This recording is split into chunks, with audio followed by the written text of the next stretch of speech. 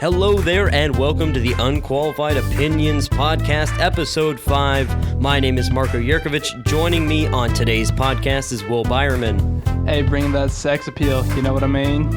I really don't. Well, on today's podcast, we will be discussing a number of things, a couple of teams that are really not performing well in the NFL, our power rankings for the week, the NBA's tipping off, we're discussing that, and the college football hot seat for those coaches. So let's get right into it with a handful of teams that we're really not sure where they're landing right now. That would be the Cowboys, the Chargers, the Rams, and the Browns. That's a lot to discuss, but why do you think some of these teams are underachieving right now, Will?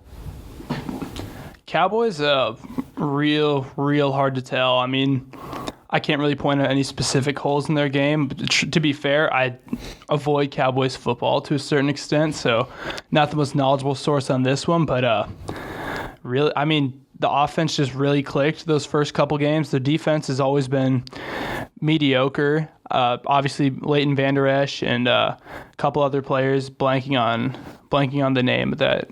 Demarcus Lawrence. Demarcus Lawrence, the defensive end. Tremendous players, but I mean, they're really kind of limited to that front seven, and even then, they're only strong in some spots there. So it's a defense; it's always pretty hit or miss. But the offense more than made up for that the first couple games, and they've just kind of regressed. But boy, losing to the Jets is just an ugly look. Moving on to the Browns, God, love him to death. But Baker Mayfield, I don't know what's up with that. I think the most interesting thing I've heard is that a couple of veterans around the league have said he's just way too cocky, and there's always been a certain element of that to Baker's game. That's what's made him such an endearing and successful quarterback. But to a certain point... And the Browns, they had a pretty easy schedule for the first few games, but now they're entering a stretch where they probably will have the toughest schedule in the league for what was the previous 2 weeks, but also in the future they had the Ravens, and then they had the Seahawks, and then the Patriots, and a few more teams in the future. So the Browns have a really tough schedule, and they're a young team. But let's talk about a veteran team that really no one expected to be here in this situation, which is the Chargers, who are 2-4 right now. Your thoughts on what the problem is in Los Angeles? Boy, that's a tough one. First of all, the team's going through its own little mini revolt of sorts against the fan base, which is pretty disgraceful. I mean, the Steelers far outnumber the Chargers fans, which multiple players said there's something they're really used to seeing happen. But I guess they played a song that's typically associated with the Steelers. Renegade. I don't really remember which song that is, but apparently it's a big Steelers anthem, and they played it at the little soccer stadium that was, by the way, too small to be an MLS stadium that the Chargers call home. And players taking to social media, they're really unhappy with it. Honestly, too, I think Melvin Gordon coming back hasn't helped them a whole lot. There hasn't been a whole lot of change in that. Yeah, overall, just the entire Chargers situation is really tumultuous. And of course, they're waiting for the stadium. The stadium has just become a laughing stock, obviously. But right now, the team really just doesn't have a rhythm. They have a lot of injuries on both sides of the ball. Derwin James and I'm forgetting the offensive lineman they have, Russell Okung. Forrest Lamp was the player who was going at the fans there on social media. Okay. Okung also did something like that. Yeah, Okung's out and Derwin James is out. So they have injuries. So they're not in the best situation. Obviously, the Cowboys, it really kind of comes down to coaching with Jason Garrett. But the one team that we absolutely did not expect to be 500 or below right now would be the LA Rams. Obviously, Sean McVay and Jared Goff are 7 games removed and 7 months removed from a Super Bowl appearance. What has gone wrong there? That's an even harder mystery to kind of unravel there. I mean, the close thing it kind of brings to mind the Atlanta Falcons' little collapse after the Super Bowl, and the Rams team has a lot of players I'm a fan of, a lot of popular guys around the league. Really hoping they don't kind of end up like the Falcons, and that the Falcons never really made it back to that level. But Jared Goff's he's not the main culprit, but he's not playing at the high level you'd want them to play at. The receiving game's doing well. Obviously, bringing in Jalen Ramsey yesterday is going to probably play major dividends. Either way, they're trying to prove to their fans that they're here to stay with that one. So it's going to be interesting to see how that plays out. Yeah, so any head coaches that you think are their jobs are at risk right now of those 4 teams, I would have to say Jason Garrett from the Cowboys. While he is Jerry Jones' buddy, you have to look at Lincoln Riley, the Oklahoma head coach, the Oklahoma Sooners head coach, as a prime prospect to replace Jason Garrett as the head coach of the Dallas Cowboys. Also, there's a potential in-house replacement of offensive coordinator Kellen Moore. I said it last week. Kellen Moore. He's a bright future. But obviously also Lincoln Riley. So the Cowboys have a chance there. I honestly think Sean McVay will be fine. Freddie Kitchens is the one that concerns me the most. Your thoughts on Freddie Kitchens' job security with the Browns right now? I mean, I think I touched on this one last week too. But I mean, and obviously I didn't get to finish early. But Baker Mayfield, part of it is he was a smart passer last year. This year he's kind of getting a little ahead of himself. But Kitchens is going to be the first one to take the fall for that, whether it's deserved or not. I mean, certainly, if a team with that much talent is doing this poorly, there's a certain element. The coaching can be blamed. But at the same time... And he's the first one to fall on the sword, obviously, because Mayfield is not going to receive all of the blame. That's going to come down to the fact that Mayfield, even though he's not doing well this year, you don't see Browns fans demanding he gets benched or anything. Baker Mayfield is the most exciting guy they've had. He really kind of reinvigorated that franchise. Kitchens is the easiest and most comfortable guy for the Browns fans to blame. Well, we've also seen Baker Mayfield be successful, with Lincoln Riley at Oklahoma. So is that another opportunity? Obviously, almost any NFL team would hire Lincoln Riley right now just based on the quarterback and overall team success he's had at the collegiate level. And he hasn't shown a willingness to be an NFL coach, but he hasn't said no either, which means the door is wide open for 10 to 15 job offers for him this summer. And it really is a trend. I think if I'm Lincoln Riley, I'm making the NFL as soon as I can because it's really a trend-based league. You saw a couple years ago, everyone was obsessed looking like a Pete Carroll or Vic Fangio type defensive mastermind. Then McVay comes along, fixes up Jared Goff, and now we're all about these young guys who are quarterback whispers. Anyone who's had lunch with Sean McVay has a job offer. I mean, Zach Taylor. Cliff Kingsbury had a losing record in the Big Ten at Texas Tech, and he is now an NFL head coach with the Arizona Cardinals. And by the way, is that part of the ineptitude of the Cardinals, or is that just an overall trend in the league? By the way, with Kingsbury too, he managed to have a losing record with players such as Baker Mayfield, who transferred out after a season, and Patrick Mahomes, the best quarterback in the NFL right now, arguably. He couldn't get a winning record with that. And I mean, obviously hard to get a deep pool of talent around that, but boy, Kingsbury was an interesting hire for me. Zach Taylor, he was one guy people claim he just had a cup of coffee with McVay, but he was an offensive coordinator and quarterbacks coach for a Super Bowl winning team. Kingsbury, they pulled him out. He failed upwards into USC and then somehow failed upwards into a head coaching NFL. Job in the NFL, which is that'd be the like most if you got fired at Burger King and ended up a 5-star chef. Next thing you know, you're like, you know what? We're going to let you open 10 restaurants. It doesn't happen it's anywhere. Ridiculous. So let's move on to another just really ridiculous set of circumstances in the NFL, which is Jalen Ramsey finally being traded to the Rams after a multi-week holdout with the Jacksonville Jaguars. So in your opinion, whether it's the Jaguars, the Rams, or Jalen Ramsey himself, or multiple parties, who won this trade in your eyes? I can't see any clear losers. Ramsey won it out. He got out.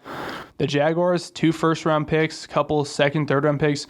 They got a really good haul for Jalen Ramsey. And honestly, the Rams, to an extent, he almost just seems like one of those. He's a tremendous player. I think he'll help them a lot. But he also is when you're struggling like the Rams are, sometimes you really need to bring it for your fans and your players. You need to make a trade, show everyone involved you're committed to winning. And I mean, the fans will see this as, we got Jalen Ramsey. We're not giving up on this season. They're not giving up. We shouldn't give up. The players will see this as, okay, they're not going to tolerate any of this stuff. Marcus Peters, by the way, is out of that area as well. Probably a smart idea, not one to combine those two kind of powder keg players. Yeah, well, and I think the thing that is missing here is the Rams defense, especially on the passing end, has really struggled. And by getting a player like Jalen Ramsey, as you said, you're not giving up on the season. Because right now, honestly, the Rams are 3-3 in a division where you have the 49ers undefeated and a one-loss Seahawks team that looks like one of the best teams of the league with Russell Wilson at the helm there.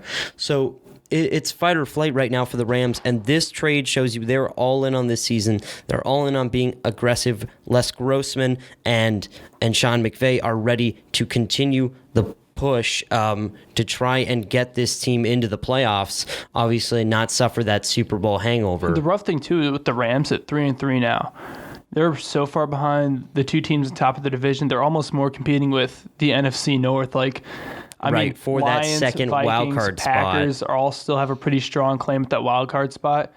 They're lucky that the NFC South is looking pretty bad this year.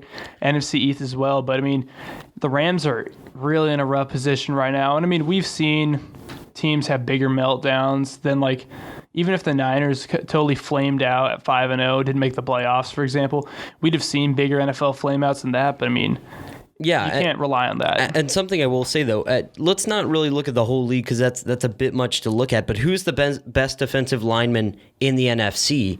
It's Aaron Donald. Rams have him. Who's the best defensive back, or let's even specifically say corner in the NFC?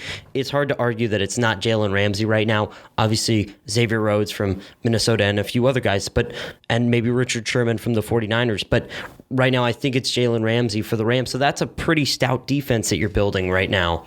And again, it's hard to assign blame there, though. The defense probably can get blamed for when they got absolutely torched by the Buccaneers. Why? How? Who let this happen? That's number one sign you need to trade for a better cornerback. But, I mean, God, it's one or the other. Either Goff is struggling, Gurley's struggling, inexplicably. I have no idea what happened to Todd Gurley. Either the offense is struggling behind those two or the defense is getting just absolutely mauled. So we'll see if the Rams can pull something out. The Rams in a make-or-break situation here, deciding to trade for Jalen Ramsey to try and kickstart their season into gear. So let's move on to our NFL Power Rankings for this week. So right now I'm going to present the rankings. Will, you're just going to react to them back and forth here. So at number 10, I have the Kansas City Chiefs. At 9, I have the Minnesota Vikings. 8, the Buffalo Bills. 7, the Carolina Panthers. 6, the Green Bay Packers. 5, the Seattle Seahawks. 4, the Houston Texans. 3, the New Orleans Saints. 2, the San Francisco 49ers. And 1, the New England Patriots. Will, your first reactions to that list? Very few disagreements. You proved me wrong so far at the 49ers. Obviously not a big fan of them last week. I think I'd have the Chiefs a little higher than 10th. I know they lost second straight, but I mean, come on. They're a team that's talented enough. I don't know if I'd feel comfortable having them behind the Bills and the Panthers. It's tough to say it's a reactionary thing, but just the way they've lost, just being mowed down back-to-back weeks, just getting run over. This rush defense is no longer just kind of a weakness for the team. It is truly could be detrimental to them. I'm not saying they're not going to make the playoffs, but once they get in the playoffs, it's really about being able to run the ball and then stopping the run. And this Kansas City Chiefs team cannot do that. And obviously, are they a top 5 team talent-wise? But I struggled to put them in front of teams like the Panthers, the Bills, or the Vikings that have really strong run defenses. I was trying to picture in my head lining these teams up. Could the Chiefs stop Dalvin Cook? I think the big difference there is, while I'm not sure if they could stop Dalvin Cook, I especially know they couldn't stop Christian McCaffrey. But at the same time, do I think Patrick Mahomes could take out Panthers, Bills, and Vikings? Yes. Not sure about the Bills. The Bills were the team I wanted to talk about.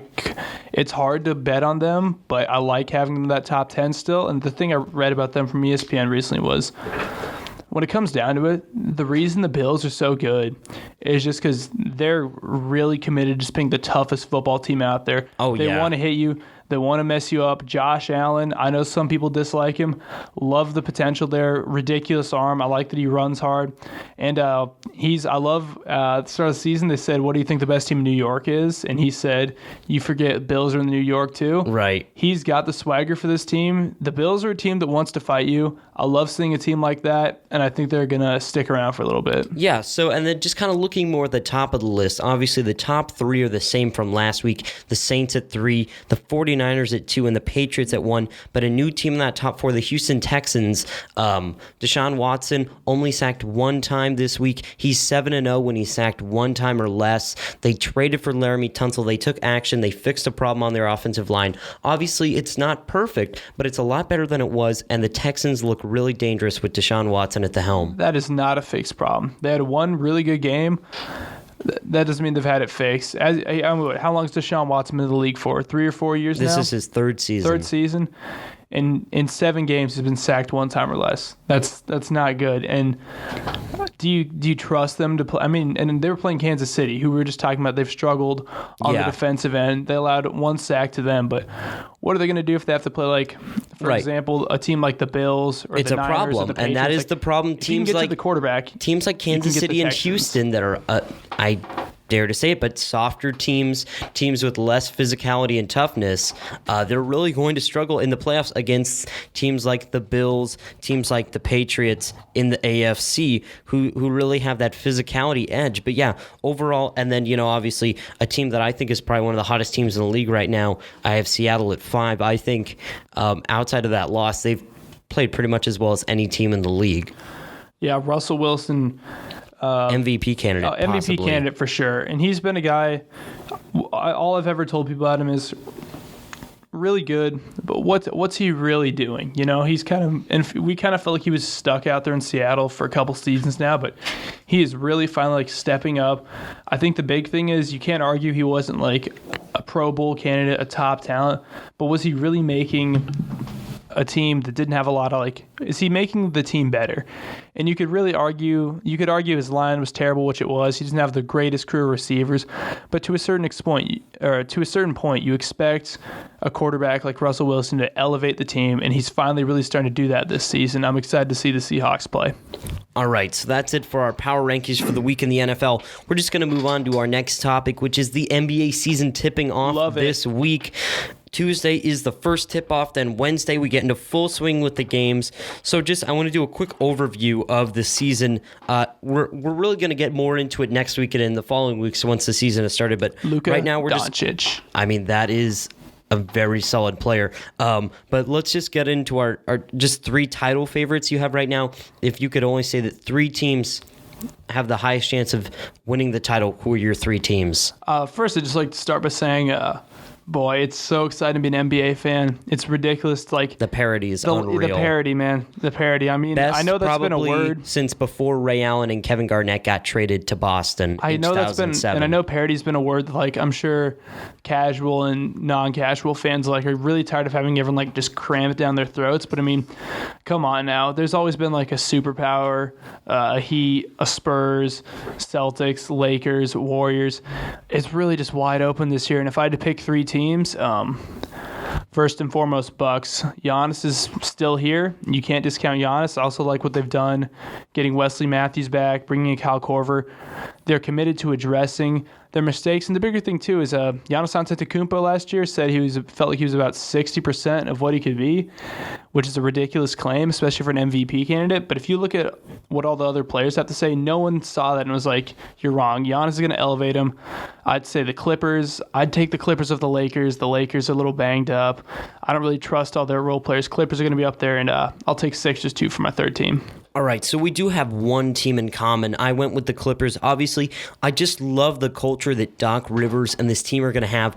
Probably one of the best defensive teams we've seen in the past 10 to 15 years when you're talking players like Patrick Beverley, Kawhi Leonard, Paul George, Montrezl Harrell. Obviously, they're going to be extremely dominant. And my second team I have, I really struggle not to count out the Warriors. I understand that they won't have Klay Thompson for a large part of the season, but really it's, all they have to do is get in the playoffs, and that's, all that matters is that postseason play. And I really think that this Warriors team has a pretty solid chance at it. So overall, I've got the Clippers, I've got the Warriors, and then now, this is not a team that a lot of people are going to have, and it might be a kind of unpopular opinion, but the Denver Nuggets just seem like a team that is so deep and so put together, and I know that they've got Jokic, an MVP candidate, and overall, I know their second and third guys are not as strong as other teams, but when it comes to depth and coaching and cohesion, 11 of the 12 guys that are going to be in the rotation played together last season, and I just feel like it's time for one of those teams, like the 04 Pistons or the old Spurs teams that just have role players put together. Dallas Mavericks. A team like that with one superstar and then a really solid, really put together, well-practiced supporting cast. Love Denver, especially love Jokic. I really believe in Jamal Murray, but my only reservation with the Nuggets is just, to a certain extent, the thing that all those teams you named, like the Mavs, had in common was veterans. And the Nuggets, aside from Paul Millsap, are still really not in a position where they have the playoff experience. And I mean, I know the best way to get playoff experience is just playing in the playoffs. So Jokic and Murray and Harris and company could have learned a lot from last year, but it's really hard to kind of put them over Kawhi and Paul George and LeBron, those guys, until they get a little more experience in the playoffs. Yeah, and of course, of the 5 teams we named, obviously there's plenty more that are both contenders, say the Lakers, and then, of course, the borderline teams, the Trailblazers, the Celtics. Help me out. Are there any more that you would consider teams that... Throw the Rockets in there. Rockets. You can very easily still throw Thunder. Aren't entirely out of there. If they keep Chris Paul... That really could be a really dangerous team. The Jazz. Oh, Jazz are even way the up Pelicans. There. I mean, really, we're almost naming half the league at this point. But that is kind of the point here, that there's a ridiculous amount of players teams that can be considered not only playoff viable, but title contenders. And that's what's so amazing about it right now. So speaking of those players, though, let's now shift over and take a look at our 3 MVP candidates going into the season. Will, who are your 3 guys? Really, Giannis is entirely still up there. There is that kind of recency bias. We don't know if he can do it again. They might be a little tired of him, but he's trying to add a bunch of moves. And if he outperforms last year, it's hard not to give it to him. I certainly think there's going to be a lot of mounting pressure for Kawhi Leonard. If he stays healthy, if he plays in all these games, people are going to want to reward him for last season. And for a dark horse, Joel Embiid, slim down. He's really committed to his body because that really just betrayed him in that playoff series. Him and Jokic, it's hard for centers to win, but you can throw both of those guys in there as dark horse candidates for me. So I'll go with 4 instead of 3, but that's pretty solid. So overall, like you said, the most dominant possibility is Giannis repeating, although we haven't seen that in since Steph Curry repeated a handful of years ago. And I think a difference there is that Harden and Westbrook aren't really liked by the media to a certain degree. Giannis is likable. Giannis is likable. He's a guy that people won't be totally frustrated with if he wins another one. So, yeah, I've got Giannis as my primary guy. And then second, I have to put Steph Curry, especially with no Klay Thompson. This could go south, but, I mean, he has the possibility of putting up another season of 30 points a game, especially he's going to have to at times really be that primary guy, really dominant. So we could see him be putting up some really ridiculous numbers this season. And then another guy who we could see start breaking some records this season, just putting up ridiculous numbers, Damian Lillard in Portland, especially if they take the step up and really become title contenders and leave that second tier where they've been for the past 3 or 4 years. I could see Damian Lillard getting some love in the MVP voting. Prove Shaq wrong, Dame. Yeah, all right. So let's move on to our second to last topic today. We got some college football hot seat that we'll be discussing. So joining us on the podcast is Jared DeHaan and Paul Hires. So let's move on to the first guy on the list here, Clay Helton from USC. Anybody have any thoughts on Clay Helton and his job security? USC, really high-pressure environment. They haven't been good at football in a couple of years now. They don't love that. They want to be the best, want to be successful. Helton obviously was in for a rough one from the moment Kingsbury dropped out of that job at the last minute. So he's definitely a hot seat guy, especially if they think they could bring in someone who they might have preferred over him anyway during the Kingsbury search. Yeah, so let's move on to the second guy, Jim Harbaugh. I know he's 5-1 at Michigan, but when you look at the last 6 games on the schedule, Notre Dame, Michigan State, Penn State, and Ohio State.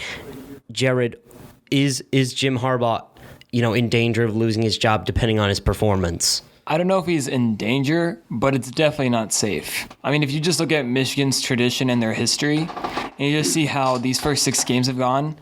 Let's just say last week they were up 28-0 at Illinois, and they let Illinois come all the way back to 28-25. And Illinois is 2-4 and has lost some pretty bad games. Get him out of here.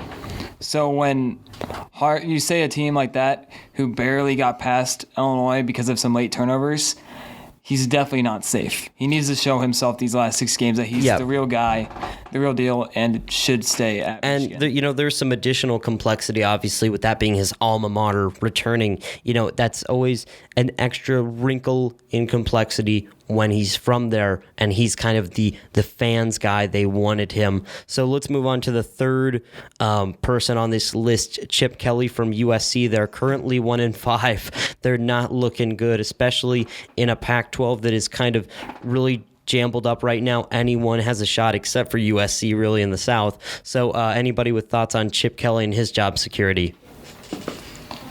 I'm just not a huge fan of Chip Kelly, and seeing these first 6 games of this season, their one win was 67-63 at Washington State, but all their other games, they've looked pretty bad, and they just lost at home to Oregon State by 17. I don't know how you can let a coach stay after having that many bad games. To a certain point, there's always like that one player, to put like for a comparison, there's always that one guy in the NFL or the NBA. I'm trying to think of some specific examples who just kind of sticks around longer than you think he should. Marvin Williams, Cincinnati head coach. Or Marvin Lewis. Lewis, excuse me. Marvin Lewis. Sticks around longer than you think he should. Marvin Williams for the Hornets, the power forward, there's actually a good example too. Just a guy you're like, okay, how does he keep getting so many like chances to be a starter or a head coach in a pro league or in college before people are just like, okay, enough's enough. You're not producing. We got to get you out of here. Chip Kelly was good with the Ducks. He was easy to cheer for there, but since then, just hasn't done much for anyone, and I'm surprised he's stuck around this long. All right, so let's move on to another second-year head coach in a high-pressure situation. Jeremy Pruitt from Tennessee. They're currently 2-4. They play Alabama this week. It's not going to be fun for him. They're going to be 2-5. That's not even a prediction. That is a foregone conclusion. So your guys' thoughts on Pruitt's job security? I don't think he's like immediately on the hot seat. Last week, them beating Mississippi State really showed me that they have some fight left in them. So I think if through these last 6 games, if they can get to 4-8, if somehow they could get 5-7, that'd be probably ecstatic for him, just for how bad the season started out. Right, especially this only being his second year. I mean, they're going to have patience, let him build. They've got South Carolina, who obviously beat Georgia, but they're not a perfect team. They're pretty flawed still. They have UAB, they have Kentucky, they have Vanderbilt. If they get their stuff together, they could pick up 4 wins. There's a decent chance that can happen. So it's going to be just interesting to see how they end up. And I think the biggest issue for him, like all these other coaches, is he's from an area where they demand success. And if you can't provide it, you're gone. Yeah, so let's stay in the SEC East basement and just slide over onto Vanderbilt, where Derek Mason is currently leading the Commodores with a 1-5 record. What is the situation in Vanderbilt? Obviously, the stakes and the pressure not as high in Tennessee, but your guys' thoughts on Mason's job security overall? I don't think he's going to make it out of this year. I mean, seeing that they just lost to UNLV by 24, and their one win was against Northern Illinois by 6 points. Like, I don't see another game on their schedule besides maybe Tennessee that they could win. Eastern Tennessee State. We'll see if they can win that game. Who even knows at this point after seeing some of their games? Yeah, it's going to be interesting. And again, Vanderbilt, not a big school, but we've seen them have some decent success relatively recently. James Franklin, before he left for Penn State, really got them going, averaging about 7 wins per season when he was there. I don't know. I think of all the coaches you've named, he and Chip Kelly are the 2 most likely to be looking for a job. But like Vanderbilt, I don't even know where they go at this point. Like right now, I don't even know what kind of coach they even need to look for. They just kind of need to just rebrand their entire program at this point. They're going to be one of those teams, I think, where they bring in the flashiest big name ex-pro guy they can just to try to bring some life back into this program. they really just need kind of a rebranding, a re-imaging of Vanderbilt football for them to be a success. So now from probably the dumpster fires of college football to overall some of the best games of the week, let's move on to our weekly pick'em. Now Paul Hires will be joining us in studio. So moving on to our first pick of the week, Kansas City Chiefs at the Denver Broncos, Thursday, 7:30 on Fox and the NFL Network. Will, what is your pick on that one? I mean, the Chiefs have been struggling a lot, but nothing really can flip your season around like having to play a team like the Broncos that you really know aren't going to come out and put up a ton of pressure on you on offense. Because, again, the Chiefs have really struggled on the defensive end. Broncos are going to provide a lot of pressure with your favorite player, Check Down Joe. And the Chiefs can light up that weirdly pretty soft Denver Broncos defense. It's going to be a good week for the Chiefs. All right, Paul, who do you have in that game? Yeah, this is a huge matchup for both teams. First and foremost, for the Chiefs, they've got to get this losing skid over with before it gets out of control. And then for the Broncos, I mean, it's literally do or die at this point if they want to make a playoff shot. I think Patrick Mahomes and that Chiefs offense is going to end up winning this game for them. All right, Jared. I'm going to go with the home team. I'm going to go with the Broncos. These last 2 weeks, seeing Chiefs lose, I think that Broncos, with these their 2-game winning streak right now, I think they finally have got a little bit of momentum going, and I wouldn't be surprised if Broncos and just shock Kansas City Chiefs and their whole fan base with this one. I thought someone was going to bite on it. Jared, you bit on this upset pick, and I have to as well. I know this Chiefs offense is ridiculous, and even this Broncos defense that is usually supposed to be very strong has been quite average this season, but just for whatever reason, I just cannot get over the fact that we're going to see a Pro Bowl running back in Phillip Lindsay behind a great offensive line for the Broncos, and then that Chiefs run defense that is putrid, that is 32nd in the league, that is dead last. They cannot stop anyone, so I have to go with the Broncos on that one. So let's move on to our second game of the week, number 12, Oregon, and number 25, Washington, Saturday, 2:30 on ABC. Will, who do you have in that one? A super fun matchup between the two teams that are most likely to shoot themselves in the foot on any given Saturday.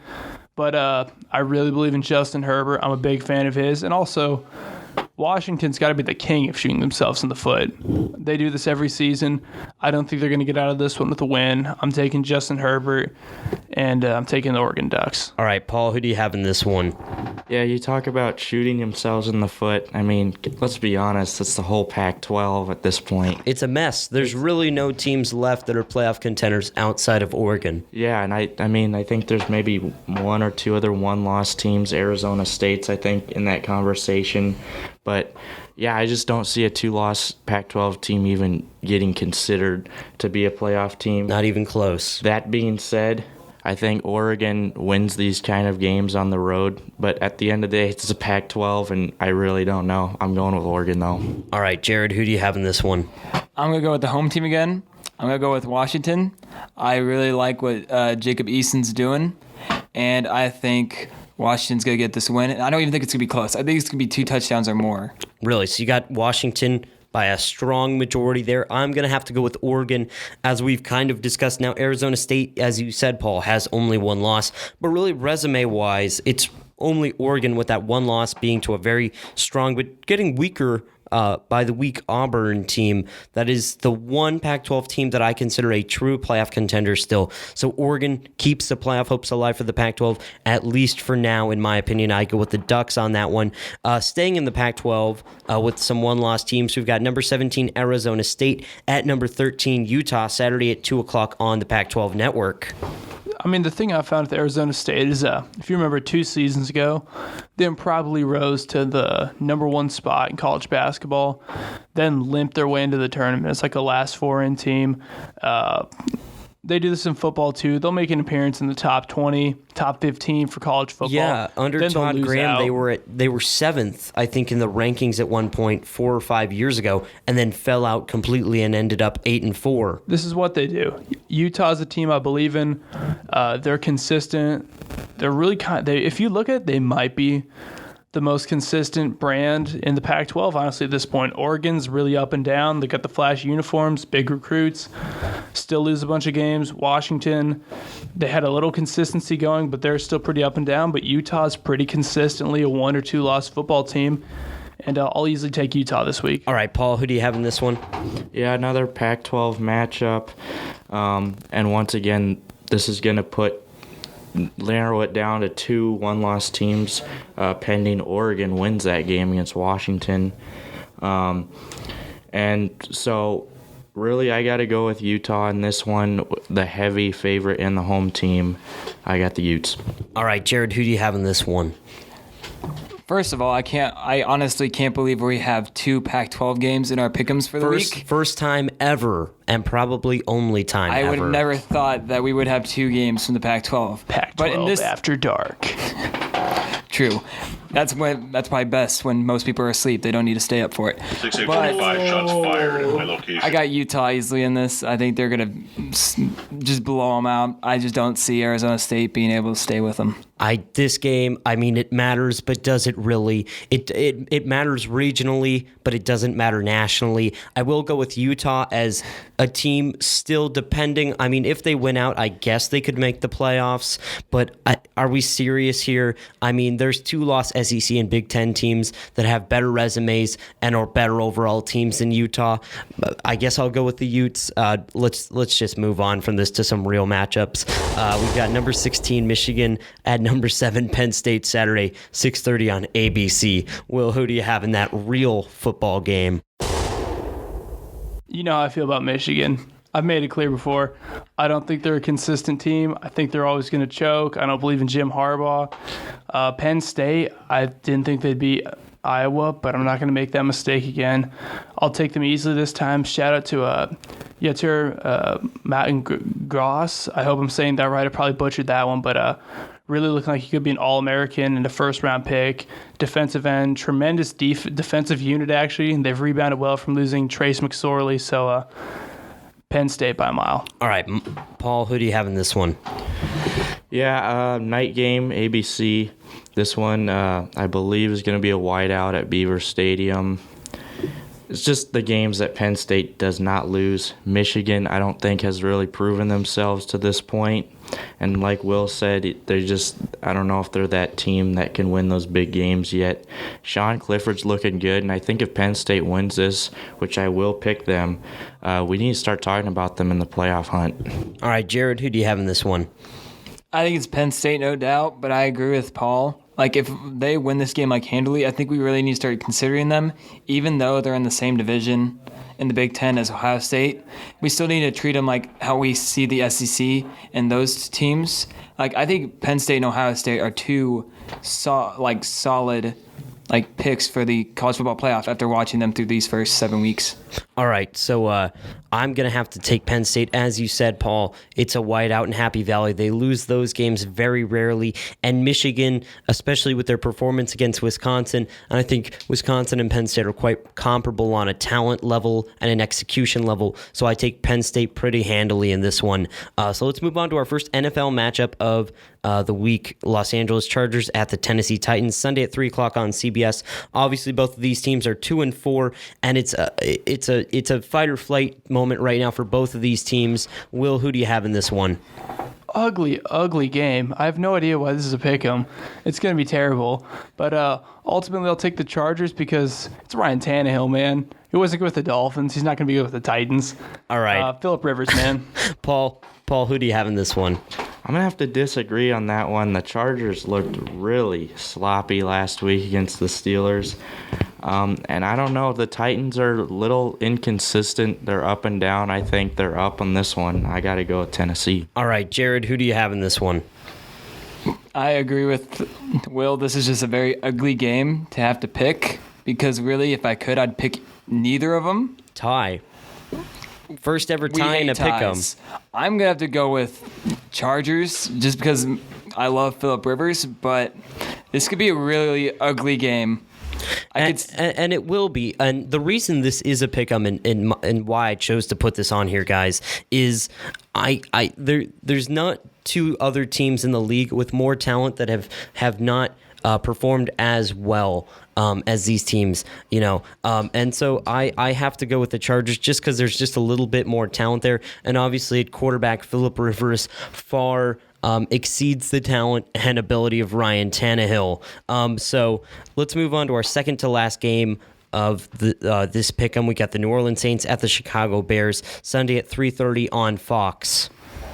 Look, I really believe in Teddy Bridgewater. He's really getting it done, and also, what are the Bears going to do on offense? Saints defense, they've been pretty good so far, and I don't know if we're going to get Chase Daniels or Mitch Trubisky. I haven't checked in on his timeline, and would not be surprised at all if we see a third unnamed option in at quarterback, but the Saints are red hot right now, and they know they're getting Drew Brees back soon. I know for a while the perception was they just have to hold down the fort until he comes back, and they've done a good job of that. They're motivated. They're going to win this one big. All right, Paul?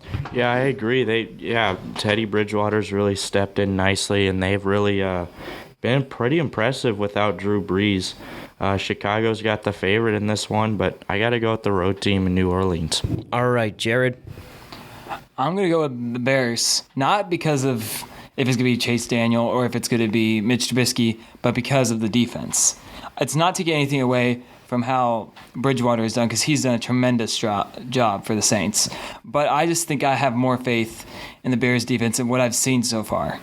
All right, well, I'm going to have to go with the Saints on this one. It's going to be another close game. They've grinded out a handful of victories since Bridgewater took over for Brees when he got injured, and they've really played like a team. They've played extremely well, so I'll have to go with the Saints on that one. So our last matchup of the day, this one's the Lakers at the Clippers, Tuesday at 9:30 on TNT. This is the second game of the entire NBA season.